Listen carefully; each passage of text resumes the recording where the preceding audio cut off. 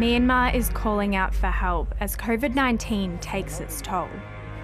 So people are just dropping like flies, and that's a lot of concern. And you can see that if you have that many spread, that is going to be mutated strains, which means that they will cause more disaster and crisis around the region.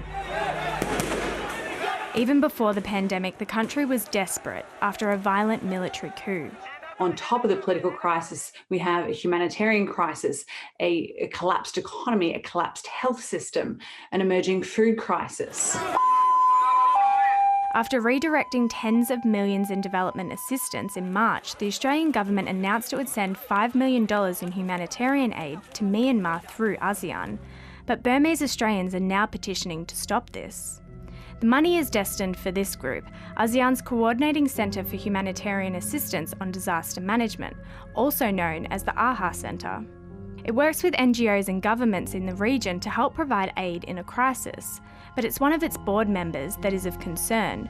Right now, the head of Myanmar's Ministry of Social Welfare Relief and Resettlement has a seat, and that's under the watchful eye of the junta.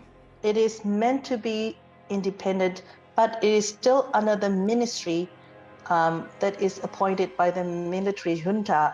So this Australian aid is going to be wasted and not going to be helped for the people who really needs it.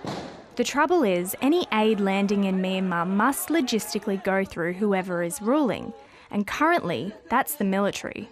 This is a tremendously tricky time for all countries who are seeking not to legitimise and recognise the junta, while still trying to reach Myanmar people who are in need.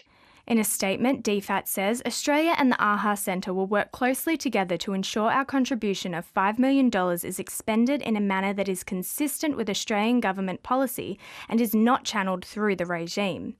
It comes after ASEAN developed a 5-point plan to de-escalate tensions in Myanmar, but the plan has been criticised by some. ASEAN has proven in this circumstance, in the crisis, that they are not capable to produce outcome. So all these 5-point consensuses, none of them has been adhered to. The violence hasn't ceased. Part of ASEAN's plan is a deal with the junta that it can distribute aid. So that's the open door, if you like, and it's the only open door that we have at the moment. So it makes sense for Australia to be working with and through ASEAN in this way. And aid can't come soon enough. Deaths from the ruling military junta's armed violence are now shadowed by a growing number of people dying from the virus. And there's a shortage of precious medical supplies in Myanmar, but those providing the care are even more scarce. We're seeing doctors being arrested and detained for providing medical care and attention. So there's a real concern about the junta's approach to the delivery of health services. Now in the grips of both political and health crises, it's the people of Myanmar that continue to suffer. Jordyn Butler, ABC News.